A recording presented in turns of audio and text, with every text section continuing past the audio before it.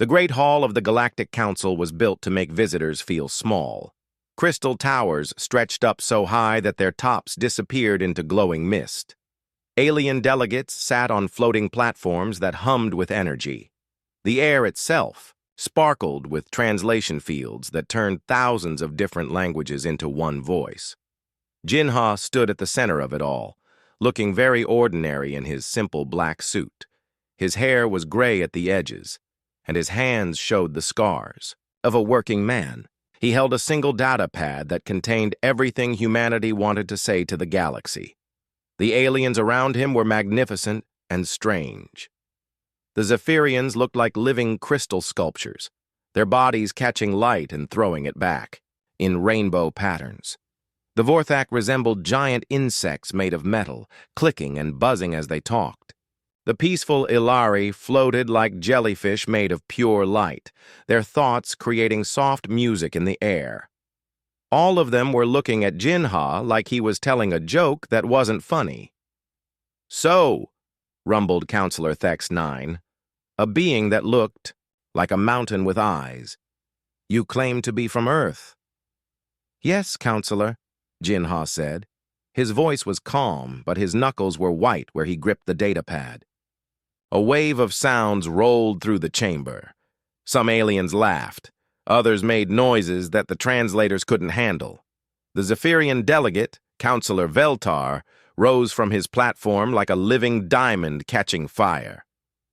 "Earth," Veltar said, and his voice made the crystals in the walls ring like bells. "The legendary world of the great warriors. The planet that supposedly saved the galaxy from the Great Purge 300 years ago, then vanished into myth." He paused, and Jinha could feel the weight of every eye in the chamber. "How convenient that this magical world has returned just in time to ask for a seat on our council." More laughter. Jinha waited for it to die down. "The stories are true."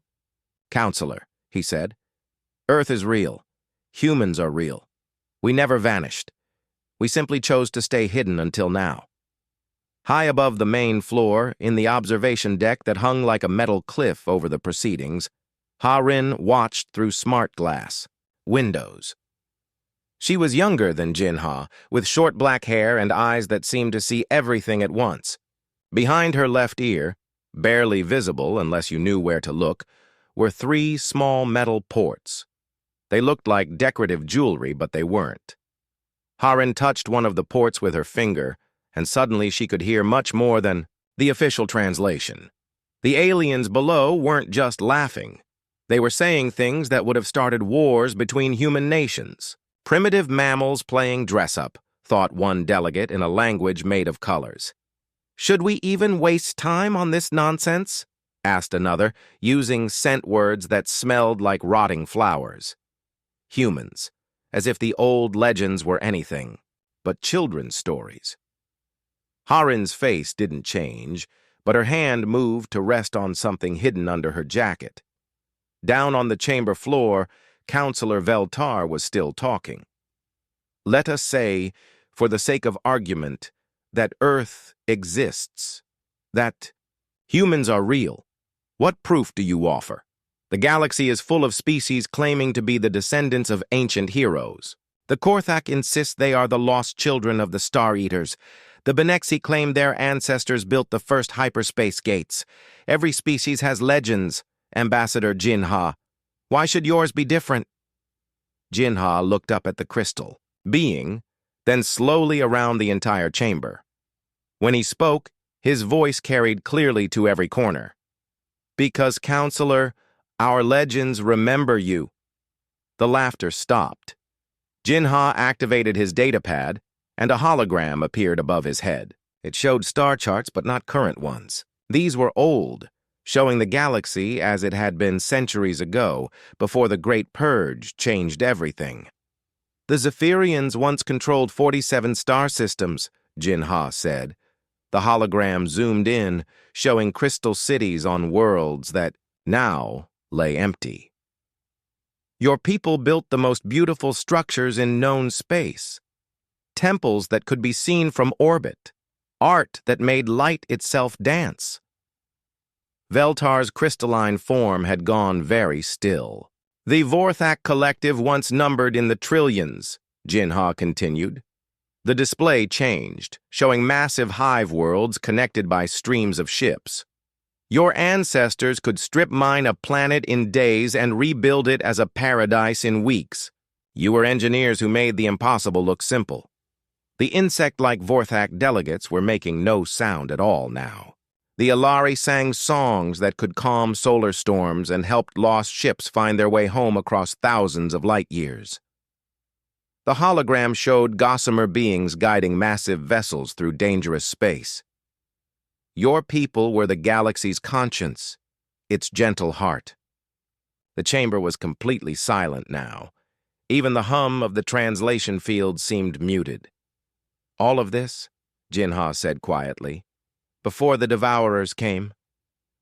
The word hit the chamber like a physical blow. Several delegates made sounds of fear or anger. The Alari's light dimmed. Even mighty Thex 9 shifted uneasily on his platform. The Devourers, Jinha repeated. The machines that don't just destroy. The things that erase everything so completely that you forget it ever existed. They came from outside the galaxy, hungry for everything that was. They ate worlds, stars, entire civilizations, until there was nothing left but empty space and fading memories. The hologram changed again, showing darkness spreading across the star map like a disease. World after world simply vanished, leaving gaps where thriving systems had been moments before. Everyone fought, Jinha said. Everyone tried. The Zephyrians built weapons that could cut through space itself. The Vorthak created armies of machines that never tired, never feared. The Alari wove songs of binding that should have held back any threat. Nothing worked. The Devourers kept coming, kept consuming, kept erasing. The display showed the galaxy, as it had been at the height of the invasion, mostly empty, with only scattered islands of life remaining in an ocean of nothing. And then, Jinha said, the humans came. The hologram changed one final time. Small ships appeared at the edge of the display, unremarkable vessels that looked primitive compared to the grand fleets of other species. But where they went, the Devourers stopped. Where they fought, the darkness was pushed back. We didn't have crystal cities or machine armies or songs of power, Jinha said. We had something else, something the Devourers had never faced before. He paused, looking around the chamber. We had the refusal to give up. We had the ability to change ourselves into whatever we needed to be. We had anger that burned so hot it could power stars. Up in the observation deck, Harin felt her neural ports grow warm. A message was coming through the quantum link, transmitted, in the old military code that only true Earthborn could understand. She read it quickly, and her blood turned to ice. The message was short. Devourer signatures detected. Outer Rim colonies going silent. Terra Command authorizes Protocol 7. The Ghost Fleet wakes. Down below, Veltar had found his voice again. Assuming your story is true, Ambassador, where have humans been for the past 3 centuries? If you saved the galaxy once, why abandon it to rebuild alone? Jinha smiled, but it wasn't a happy expression. We didn't abandon anything, Counselor. We've been watching, waiting, learning, growing into something the galaxy has never seen before. He looked directly at the crystal being. You want proof that humans are real? That Earth exists? That the legends speak truth? Harin stood up, in the observation deck. Around her, other figures emerged from the shadows. Men and women with the same metal ports, the same careful way of moving, the same look in their eyes that said they had seen the worst the universe could offer and decided to hit back. You're about to get all the proof you can handle, Jinha said softly. The Devourers are returning, and this time, we're ready for them. The chamber erupted in chaos as every delegate tried to speak at once, but Harin was already moving, her hand on her weapon and her mind connecting to systems light years away. The legends were true, but they were also incomplete. Humanity was back, and they were hungry for war. 3 months had passed since Jin-Ha stood before the Galactic Council. 3 months since the aliens had laughed at humanity's request for recognition. Now, no one was laughing. Quan sat in a dark room filled with screens, his fingers dancing across keyboards that most people couldn't even see. The room was hidden deep inside an asteroid mining station at the edge of known space. To everyone else, Quan was just another information broker selling star charts and shipping schedules. They had no idea he was humanity's eyes and ears in the galaxy. The screens around him showed data streams from 1,000 different sources. Government communications, military reports, commercial traffic logs, even personal messages between friends on distant worlds. Quan could read it all, and what he was seeing made his stomach hurt. Another colony had gone silent. Quan pulled up the sector map and marked another red X. Kepler 442b, a small farming world with 2 million settlers, had stopped responding to all communication 3 days ago. That made 17 worlds in 2 months, not destroyed, not conquered, just gone, as if they had never existed at all. But that wasn't the worst part. The worst part was what happened when rescue ships arrived at these dead worlds. They found nothing, not ruins, not bodies, not even empty planets. They found blank space where solar systems used to be. And after a few days, even the rescue crews started to forget why they had come. Quan had seen this before, in the old records that most humans tried not to read. The classified files from 300 years ago when humanity first encountered the Devourers. Back then, entire star empires had vanished overnight.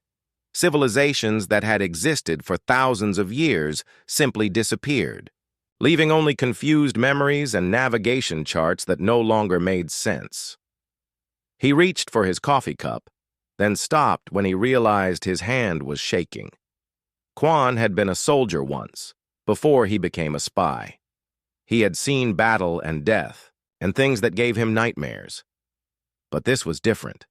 This was the end of everything, creeping across the galaxy one world at a time. His secure communicator buzzed.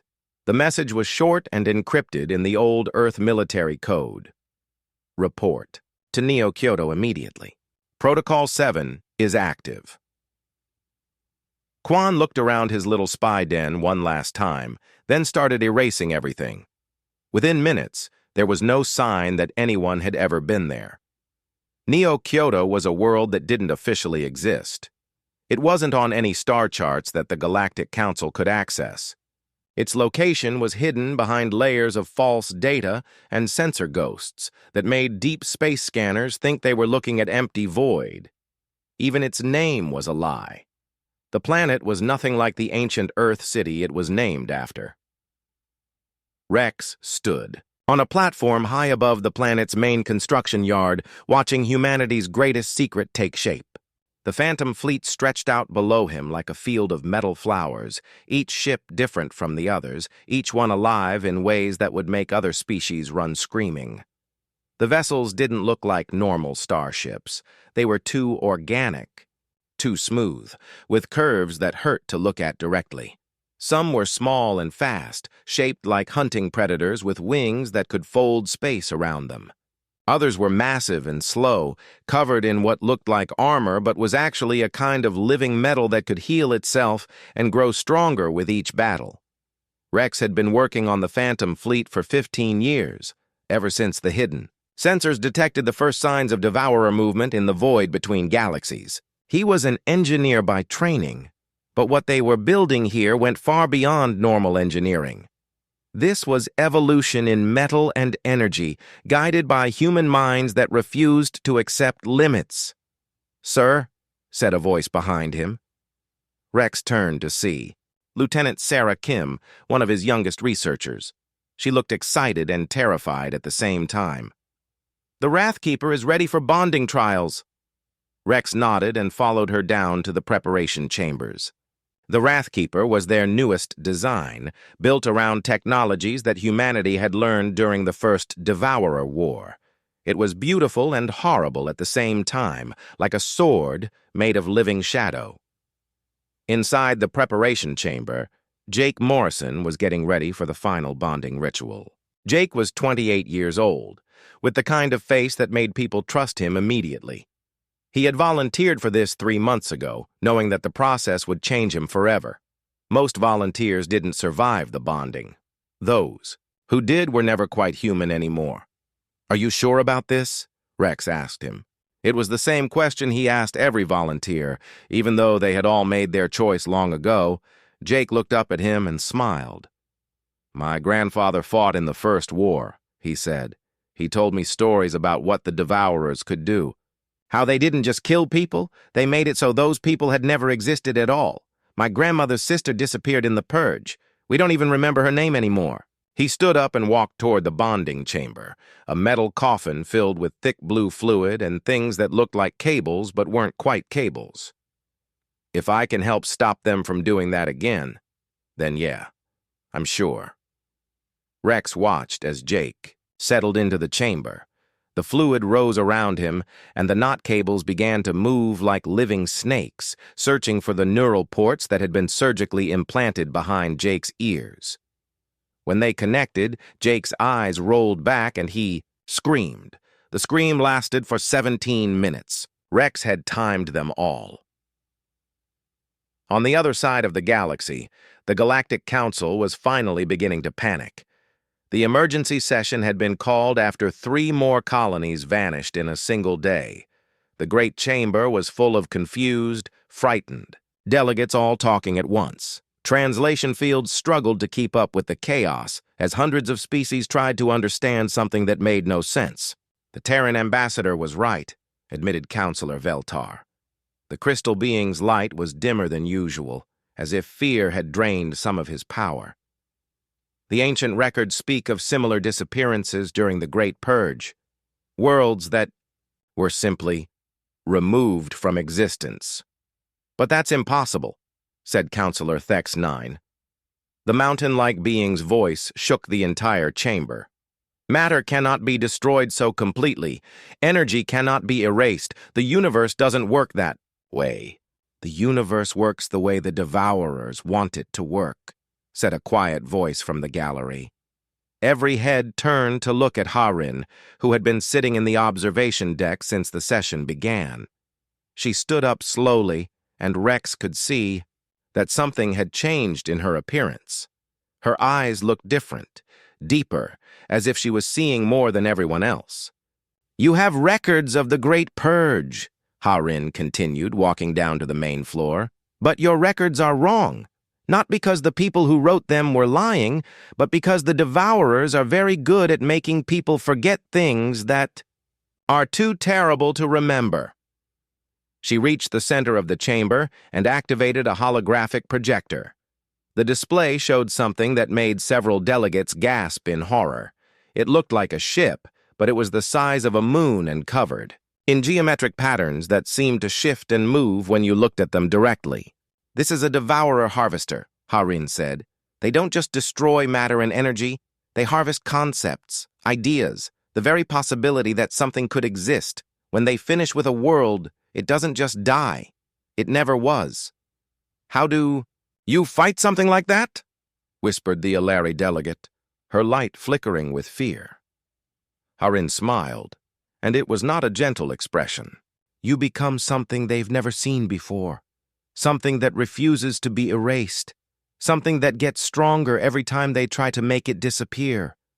She touched one of the neural ports behind her ear, and suddenly her voice was carrying across subspace channels that reached every corner of human space. "Terra Command. This is Admiral Harin. The Council is informed. Begin Phase 2. Across the galaxy, on hidden worlds and secret bases, humanity began to move. The Phantom Fleet started its engines. Weapons that had been sleeping for 3 centuries began to wake up. Men and women who had been living quiet lives as farmers, merchants, and researchers suddenly remembered who they really were. The Devourers were coming back.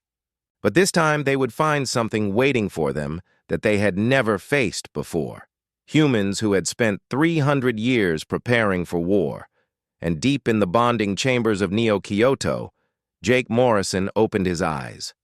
They weren't completely human anymore, but they were full of fire that could burn away the darkness between stars. The Ghost Fleet was waking up, and it was hungry. The first sign came from the Deep Space Monitoring Station at Rigel 7.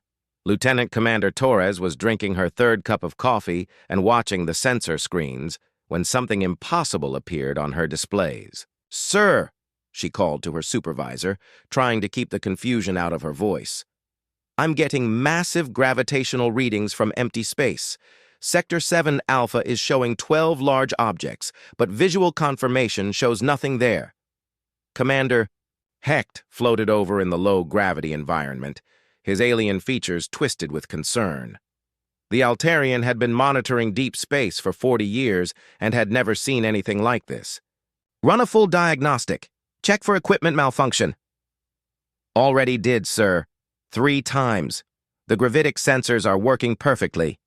Something big is out there, but we can't see it." Torres paused, looking at her readings again. "Sir, whatever. These things they're moving faster than anything should be able to move.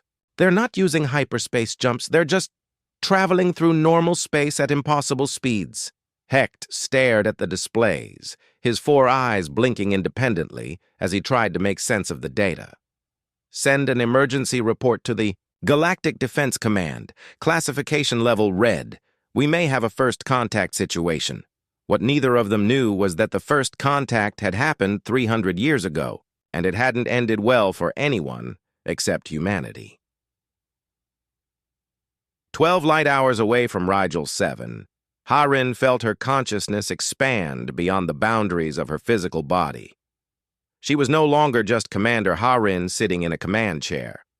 She was the Ancestral Fury, a living warship that had been waiting centuries for this moment. The bonding process had changed her in ways that human science couldn't fully explain. Her mind now extended through quantum-linked neural networks that connected her to her ship, her crew, and the other vessels of her battle group. When she thought about moving, the Fury responded as if her thoughts were its thoughts. When she felt anger, the ship's weapon systems grew hungry for battle. Around her, 11 other Phantom Fleet vessels moved through space like hunting wolves. Each ship was bonded to a human captain, and each captain had volunteered to become something that was no longer entirely human. The process was dangerous. 3 out of every 4 volunteers died during the neural linking. But those who survived became something that the galaxy had never seen before. "Devourer scouts detected," reported Captain Myers from the Silent Thunder. His voice came through the quantum link directly into Harin's mind, carrying with it the emotional undertones that normal radio couldn't transmit. She could feel his excitement, his fear, and underneath it all, his fierce joy at finally having something to fight. 3 vessels, moon-sized, approaching the Kepler system.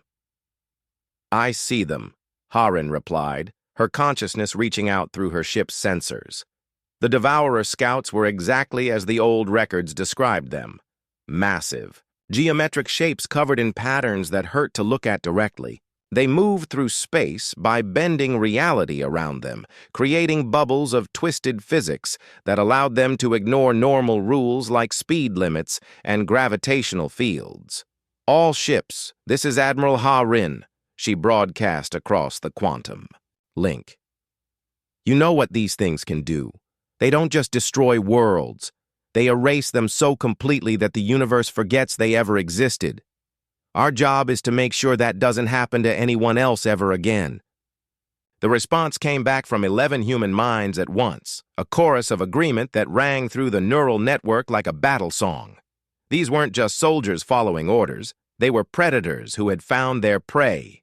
"Begin attack run," Harin commanded.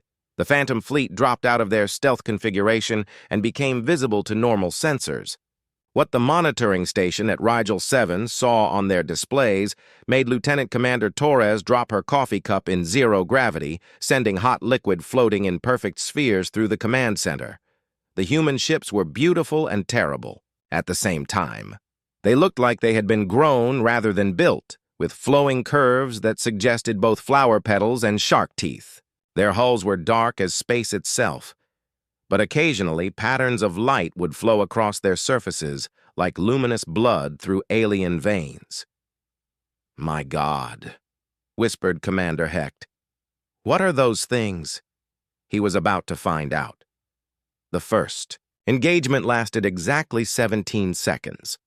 The Devourer scouts had faced many different species over their million-year existence. They had destroyed civilizations that could reshape matter with their thoughts, defeated empires that built weapons from collapsed stars, and erased cultures that had learned to fold space and time like origami. But they had never fought anything. Like humans, Jake Morrison, now bonded permanently with the Wrathkeeper, led the opening attack. His consciousness had merged so completely with his ship that he experienced the universe through sensors that could see in dimensions other species didn't know existed. When he looked at the Devourer scouts, he didn't just see their physical forms. He saw the mathematical equations that held them together, the probability fields that kept them anchored in normal space. "Target the flux anchors," he transmitted to the fleet, his human intuition recognizing weak points that pure logic would have missed. "Hit them where their geometry meets our reality." The Wrathkeeper opened fire with weapons that shouldn't have been possible to build. Energy beams that existed in 11 dimensions at once, quantum torpedoes that could rewrite the laws of physics in small areas, particle cannons that fired bullets made of crystallized time. The other ships followed Jake's lead, their human captains, using tactics that no military academy had ever taught. They fought like humans had always fought. Not with overwhelming force or superior technology, but with the absolute refusal to give up combined with the ability to adapt faster than their enemies could respond. The Devourer scouts tried to fight back. They fired reality distortion beams that should have erased the human ships from existence. They deployed probability mines that were supposed to make their targets never have been built in the first place. They used weapons that had destroyed entire galaxies. Nothing worked. The human ships seemed to dance through the attacks, their crews laughing with pure joy as they dodged weapons that could unmake solar systems. Every time a Devourer weapon failed to connect, the human pilots learned something new about their enemies. Every defensive move the scouts made gave the humans more data to work with. Rex, monitoring the battle from Neo-Kyoto, watched his instruments with growing amazement. "They're not just fighting," he reported to Terra Command. "They're learning. The fleet's combat efficiency is increasing by 12% every minute." On the battlefield, Ha-Rin felt her consciousness expand even further. For brief moments, she wasn't just connected to her own ship, she was linked to Jake, to Myers, to all 11 other captains in her battle group. Their minds touched and merged, sharing thoughts and reactions faster than light could travel between their ships. The Devourer scouts, ancient machines that had never known defeat, suddenly found themselves facing something they couldn't understand. Individual ships that fought like a single organism, weapons that adapted to their defenses in real time, pilots who got stronger and more dangerous every time they were attacked. Jake Morrison felt the moment when everything changed. One second, he was Jake Morrison controlling the Wrathkeeper. The next second, he was something new. A Gestalt entity. That was part human, part alien technology, and entirely focused on the destruction of humanity's enemies. "Now I understand," he transmitted across the quantum link, his voice carrying harmonics that made the other captains feel like they were part of something much larger than themselves. "This is what we were meant to become." The battle ended when the third Devourer scout tried to retreat. It managed to move exactly 17 meters before Jake Morrison's expanded consciousness reached out across space and time and simply turned it off like a light switch. Silence fell across the battlefield. Where 3 moon-sized Devourer scouts had been moments before, there was now only empty space and the slowly cooling remains of machines that had survived for 1,000,000 years.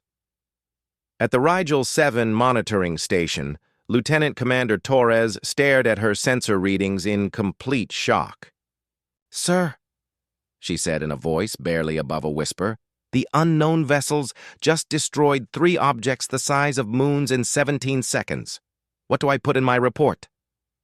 Commander Hecht looked at the data, then at the graceful shapes of the human ships as they regrouped in perfect formation. "Put down that the legends were true," he said quietly. "The humans are back, and they're nothing like what we expected." On the ancestral Fury, Harin opened her eyes and smiled.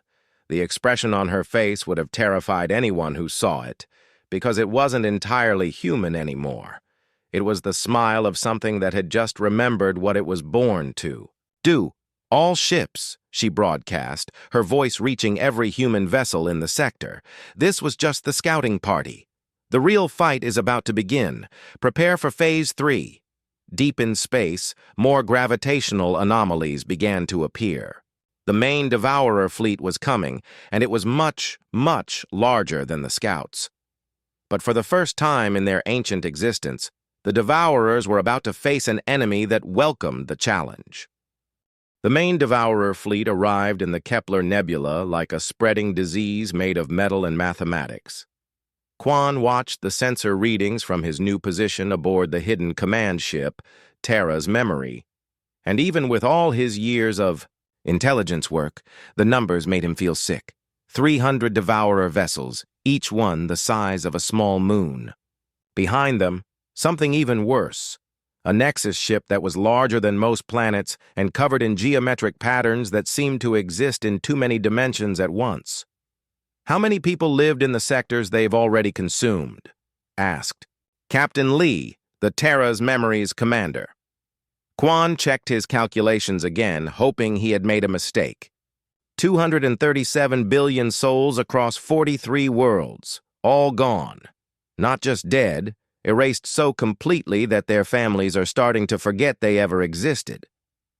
Around the command center, human officers worked at their stations, with the focused calm of people who knew they were fighting for the survival of everything they loved. These weren't the wild, bonded pilots of the Phantom Fleet. These were regular humans using normal technology and human intelligence to coordinate the largest military operation in their species' history. "Admiral Harin's battle group is engaging. The outer screen," reported Lieutenant Santos from the communications station. "Early reports indicate the Devourers have adapted to our previous tactics." Quan wasn't surprised. The Devourers were learning machines, built to analyze and counter any threat they encountered. What worried him was whether humanity could evolve faster than their enemies could adapt. Rex stood in the command center of Neo Kyoto's primary construction facility, watching his life's work come together in ways he had never imagined possible. The original 12 ships of Harin's fleet had grown to over 50 vessels as human pilots began linking not just with their own ships, but with each other. "The neural networks are expanding beyond our projections," reported Dr. Martinez, his chief neuroscientist. "The pilots aren't just sharing tactical data anymore. They're sharing consciousness itself." On the screens around them, they could see the impossible happening. Human pilots were thinking and acting as a single organism while still maintaining their individual personalities. Ships were moving in perfect formation without any communication between them because their captains were sharing the same thoughts at the same instant. "Jake Morrison's readings are off the charts," Dr. Martinez continued, pulling up brain scans that looked more like abstract art than medical data. "His neural patterns are integrating with 17 other pilots simultaneously. He's becoming something like a central processing unit for the entire fleet." Rex watched the readouts with fascination and growing concern. They had designed the bonding process to create better pilots, not to fundamentally change what it meant to be human. but the war against the Devourers was forcing evolution at a pace that made millions of years of natural selection look slow. "Are they still human?" he asked quietly. Dr. Martinez looked at the data for a long moment before answering. "They're still everything that makes humans special," she said finally. "The curiosity, the refusal to give up, the ability to find new solutions to impossible problems. They're just more now. More than any single human could be alone." In the Kepler Nebula, Jake Morrison was discovering exactly what more meant.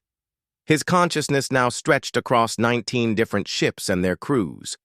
He could feel Ha-Rin's fierce determination aboard the Ancestral Fury, Captain Chen's cold tactical precision on the Night Hunter, Lieutenant Park's wild joy as she piloted the Dancing Death through impossible maneuvers that should have torn her ship apart.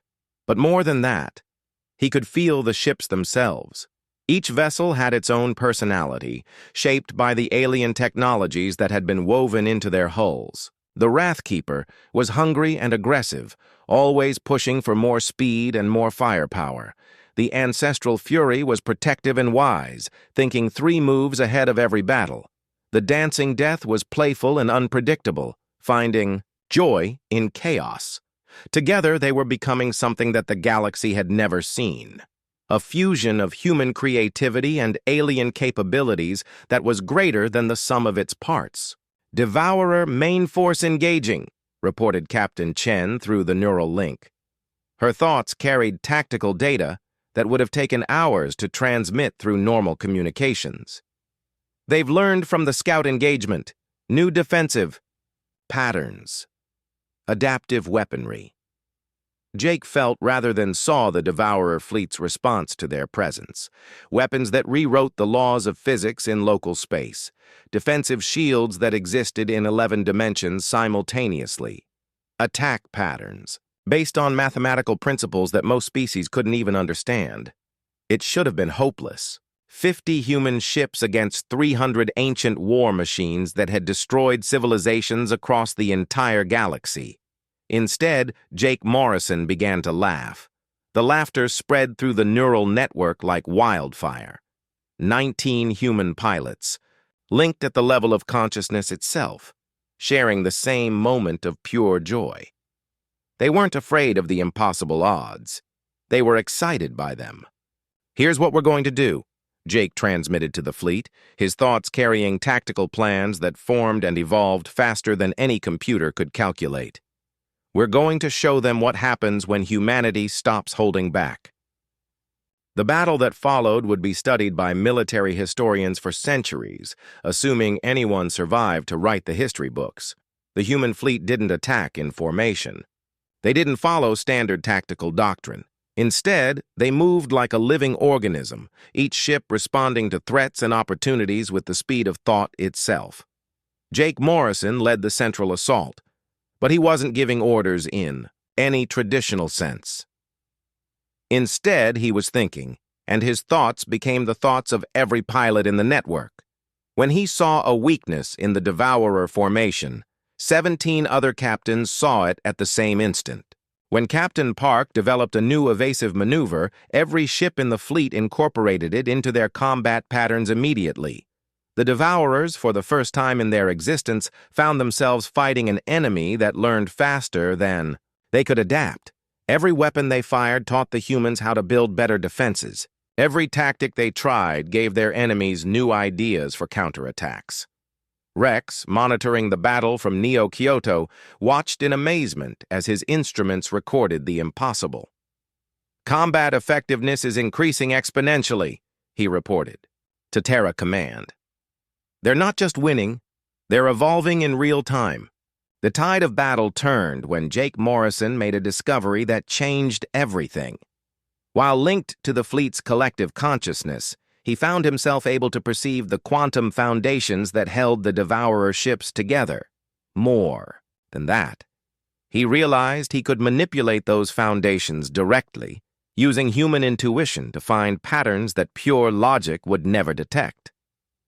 I can see how they work, he transmitted to the fleet, his excitement flowing through the neural network like electricity. They're not just machines, they're mathematical concepts given physical form. And if they're mathematical, then they can be solved, finished Ha-Rin, her consciousness joining with his in a moment of perfect understanding. What happened next violated so many laws of physics that scientists would argue about it for generations. Jake Morrison, his mind expanded beyond individual human limitations, reached out across space and time and began to solve the equations that held the Devourer fleet together. One by one, the ancient war machines simply stopped existing. Not destroyed, not defeated, solved, like mathematical problems that found their answers and no longer needed to exist. The battle ended not with explosions or debris, but with silence. Where 300 Devourer vessels had been moments before, there was only empty space and the quiet hum of human ships regrouping after victory. In the Galactic Council chambers, emergency sessions had been running continuously for days. Delegates who had dismissed humanity as primitive legends now watched in stunned silence as their most advanced sensors recorded the impossible. The human fleet has destroyed the entire Devourer advance force, reported Counselor Veltar, his crystalline form dim with exhaustion and disbelief. Not defeated, not driven back, completely eliminated, in a battle that lasted less than 3 hours. How? Demanded Counselor Thex-9. Our greatest weapons barely scratched those machines. Our most powerful fleets couldn't slow them down. How? Did 50 primitive ships accomplish what our entire civilization could not? The answer came from an unexpected source. Jin-Ha had remained silent during most of the emergency sessions, but now he stood and faced the assembled delegates.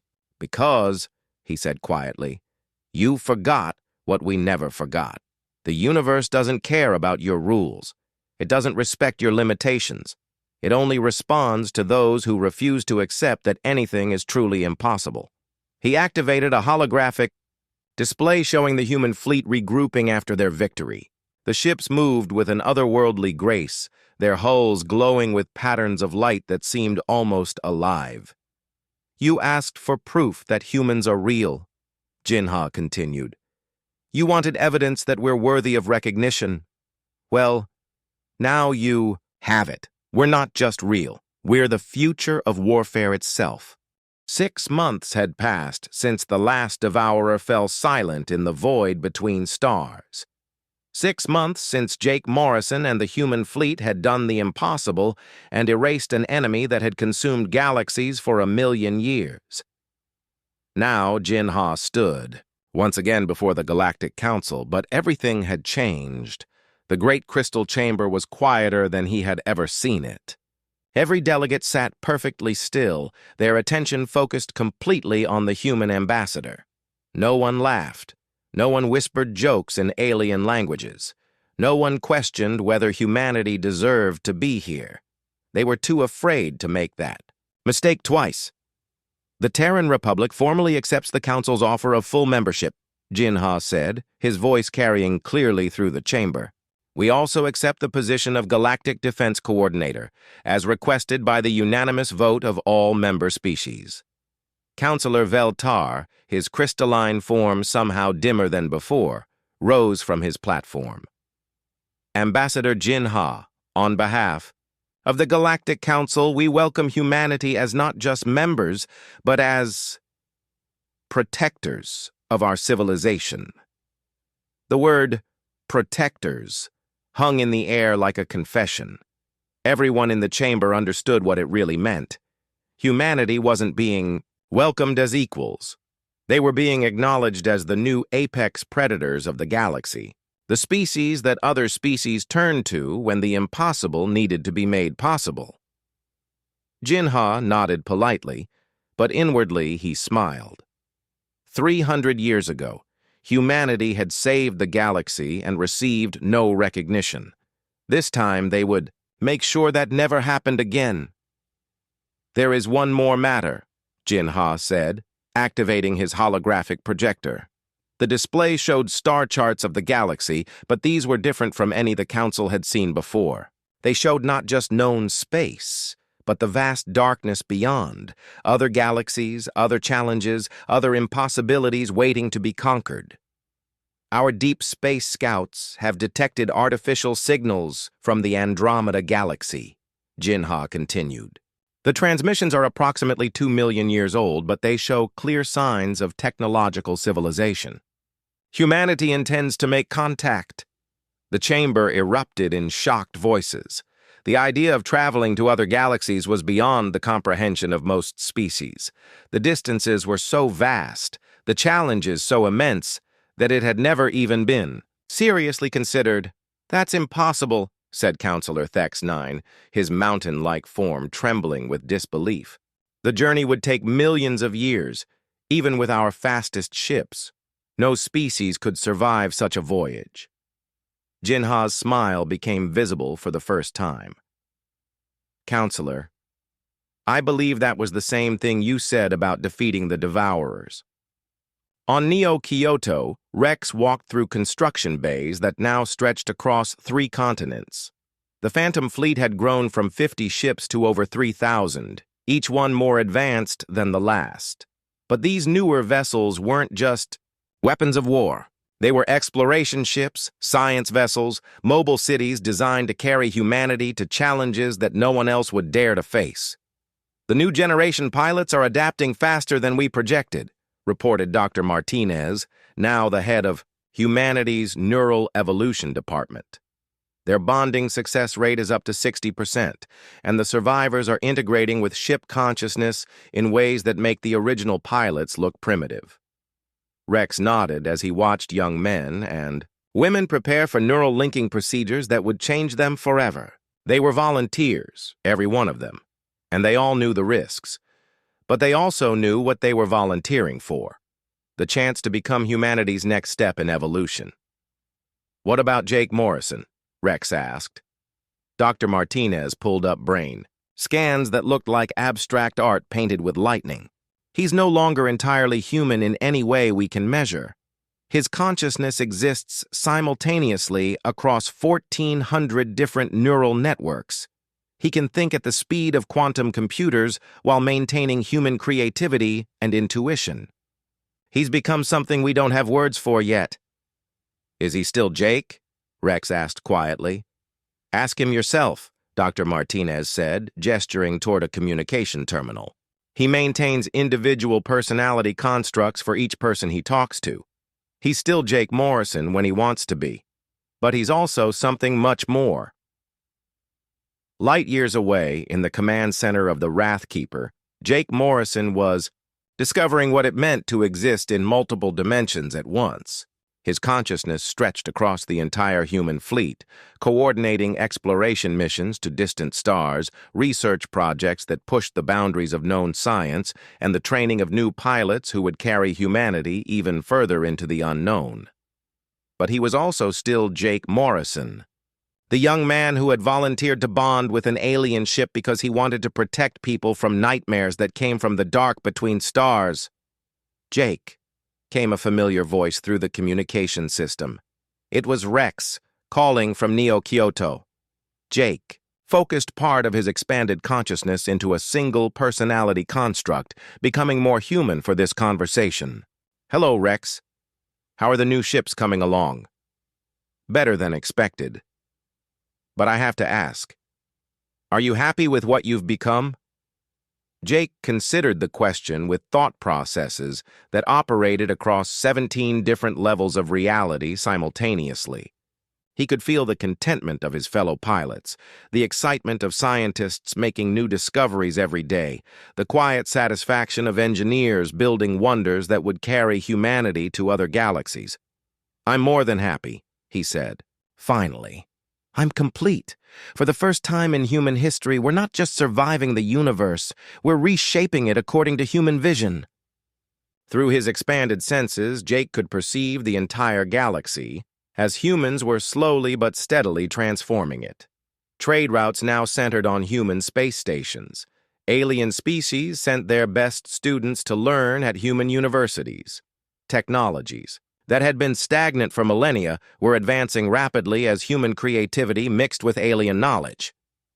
"We're not conquering anyone," Jake continued. "We're just showing them what becomes possible when you refuse to accept limitations." Quan sat in his new office on the Council space station, surrounded by information networks that now spanned 3 galaxies. His official title was Director of Galactic Intelligence, but his real job was much simpler. He kept watch for threats that might challenge humanity's new position as guardians of civilization. The reports on his desk told a story of rapid change. The Zephyrians were building new crystal cities using human-inspired architectural techniques that made their structures both more beautiful and more durable. The Vorthak had begun incorporating human adaptation protocols into their manufacturing processes, creating machines that could evolve to meet new challenges. Even the peaceful Ilari were composing new songs that blended their traditional harmonies with human concepts of growth and transformation. "Sir," said his assistant, a young Altarian named Zek, who had requested assignment to work with humans, "we're receiving the first reports from the Andromeda survey mission." Quan activated his display screens, showing data transmitted across 2.5 million light-years of space. The human exploration fleet had not only reached the neighboring galaxy, they had already made contact with 17 different alien civilizations and established peaceful relations with 14 of them.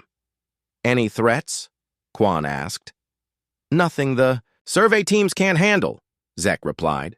"Commander Park reports that most of the species they've encountered are interested in cultural exchange and technological cooperation. A few tried to be aggressive, but—" Zek paused, clearly struggling with the concept. "The humans convinced them that cooperation was more beneficial than conflict." Quan smiled. He knew what that meant. Humanity had learned that the best way to avoid wars was to be so obviously superior that potential enemies decided they would rather be friends instead. Ha-Rin stood on the observation deck of the Ancestral Fury, now serving as flagship for humanity's first intergalactic exploration fleet. Through the viewports, she could see the spiral arms of the Milky Way slowly rotating in the distance behind them. Ahead lay the bright glow of Andromeda, full of new challenges and new possibilities. Her transformation had continued over the months since the Devourer War. She was no longer just human, but she wasn't entirely alien either. She was something new, a bridge between what humanity had been and what they were becoming. "Admiral," came Jake Morrison's voice through the quantum communication network. "We're detecting massive artificial structures in the Andromeda core, regions. Whoever built them had technology that makes the Devourers look primitive." Ha-Rin felt a familiar thrill of excitement. Another impossible challenge, another chance for humanity to prove that nothing was truly beyond their reach. "Set. Course for the core," she commanded. "Let's go introduce ourselves to the neighbors." As the human fleet adjusted course toward the center of Andromeda Galaxy, Ha-Rin reflected on how far her species had come. They had started as legends that other species didn't believe in. They had become the saviors of the galaxy. Now they were becoming something even greater, the force that would carry consciousness and civilization to every corner of the universe. The Devourers had thought they could erase humanity from existence. Instead, they had simply provided the pressure needed to forge human potential into something unbreakable.